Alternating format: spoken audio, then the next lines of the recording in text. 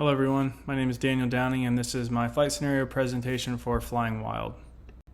So the airport that I chose to use for this flight scenario presentation was Raleigh County Memorial. For a couple of reasons, we can see that we wanted something hilly. And we can see that the peaks around this airport are reaching 4,000 up to 4,500 feet, and there's a field elevation of 2,500 feet, which we can use for a good example for single engine operations and then takeoff and landing data. So this is the METAR at the time that we would be flying in this area. We can see we would be using the temperature as well as the altimeter setting to calculate the pressure altitude so that we could calculate the takeoff performance data as well as the single engine operations. So the first thing that would be really important to for this flight would be to calculate the takeoff distances. As the scenario said, we don't have any experience in this make and model of aircraft, so it'd be really important to go through. I used the Cessna 310R for this example, so it'd be really important for us to go through, make sure that we calculate all these, make sure that we have plenty of distance to take off from in case something happens. So we said that the temperature was 18 degrees Celsius.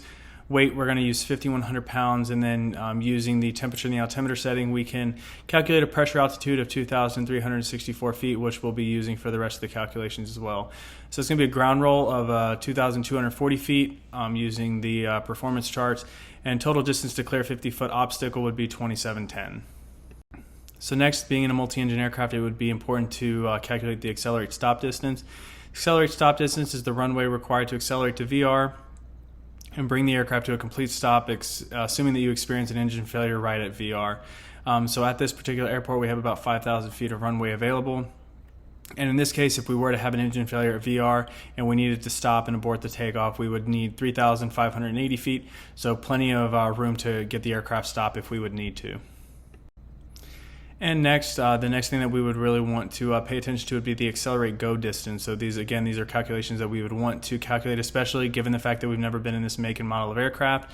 Accelerate go distance is going to be the runway required to accelerate to VR, and assuming an engine failure at that instant, continue on the remaining engine and climb to a height of 50 feet. So using the performance chart from the POH for our Cessna 310R, we would calculate using our temperature, our weight, and our pressure altitude. We would calculate an accelerate go distance of 3,770 feet. Next, we would want to calculate our rate of climb on a single engine. So like we said, there's some hilly terrain around Raleigh County Memorial. The airport elevation is going to be 2,500 feet, and then again we've got peaks of 4,000 up to 4,500 feet, so it'd be really important if we're en route and we experience an engine failure, we want to be able to calculate if we're going to be able to clear those peaks. So using the rate of climb on single engine, again, we've got an outside air temperature of 18 degrees Celsius, a pressure altitude of 2,364 feet, the weight's going to be at 5,100 pounds, and using the performance chart from the POH, we can calculate our rate of climb on a single engine to be 3,500 feet per minute at that altitude. Also, from the emergency procedures, we can see that the best single engine rate of climb is going to be 106 knots, but that's also going to be dependent on the altitude. If we go over to the rate of climb single engine from the performance chart, we can see that at 5,100 pounds up to 2,500 feet pressure altitude, which is what we would be at, our VYSE would be 99 knots. So there would be a difference. So it would be really important to find that difference to make sure that in case there is an engine failure that we're getting the most performance out of the aircraft that we can, especially when we're dealing with hilly terrain around the airport. Next, something that we would want to think about is the factors that affect VMC. So we can use the acronym SMACFUM.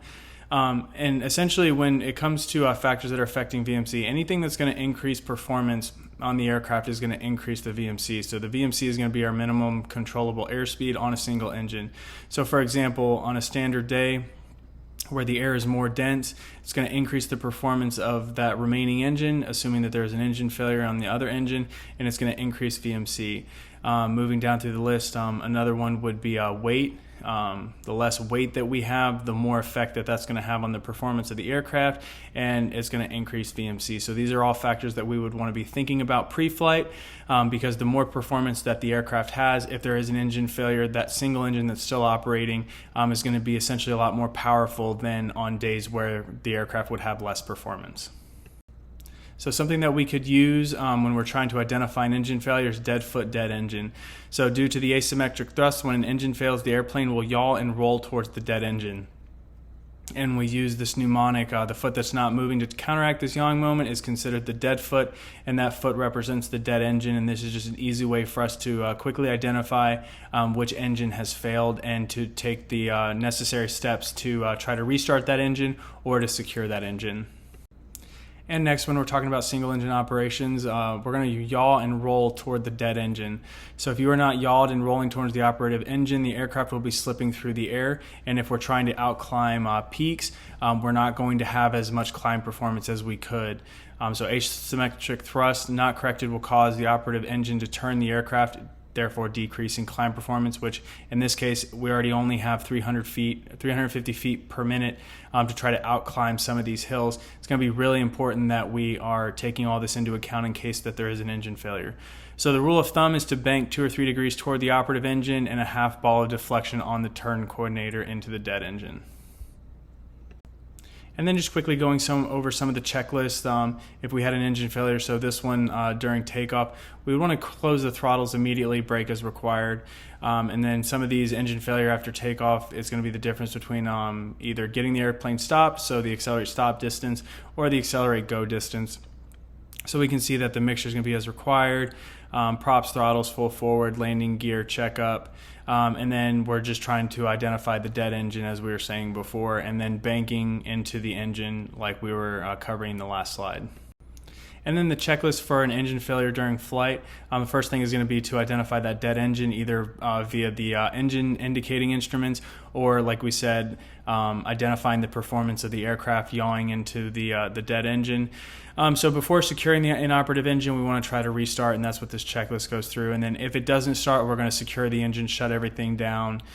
So especially one of the most important things is going to be windmilling that dead engine, because we're going to be creating a lot of drag on that side of the aircraft. So getting the propeller feathered so that that engine's not creating as much drag, and then securing it as per the checklist. And then going over some of the single pilot resource management for this scenario. So SRM is the art of managing all onboard and outside resources available to a pilot before and during a flight to help ensure a safe and successful outcome. So safety is going to be a critical step in ensuring safe outcomes, especially for this flight where we're preparing ourselves that we might have to deal with an engine failure, so that if it does occur, we're ready to handle that emergency. It's not going to catch us by surprise. We want to be prepared as much as we can. So we have to prepare for all scenarios, including emergencies. Engine failures and light twins are especially important to plan for before every flight to make sure that you're proficient in handling the emergency. And next, we'll quickly cover aeronautical decision making. So aeronautical decision making, or ADM, is a systematic approach to the mental process used by pilots to consistently determine the best course of action in response to a given set of circumstances. So 80% of all aircraft accidents can be attributed to human error, and we can use the 5P checklist in this case to identify the decision-making process of variables throughout the flight. So the pilot, the plane, the passengers, the programming, and the plan. And then lastly, if we wanted to apply the 5P checklist to this particular scenario, the pilot, we want to make sure that we're proficient in the airplane, especially when it comes to handling emergencies. In this case, we've never flown this make and model of airplane before, so it might be a good idea to take some of them with us, and we'll cover that in a couple down. The plane, be familiar with all the systems and what to do in the case of an engine failure. Even though we've never flown this make and model, it'd be really important to understand the checklist and understand the POH and everything like that. Since we're familiar with this make and model, it might be a good idea to take another pilot that's familiar with the area and the airplane. Passengers, use passengers during an emergency if they are comfortable, especially if they're a pilot. If we're taking one with us, that'd be great. Programming, automation management, use of autopilot, avionics, and aircraft systems. We want to make sure that we're familiar with all the systems that are on board the aircraft. And multi-engine flight requires more automation to avoid task saturation. And then lastly, plan for the best, expect the worst.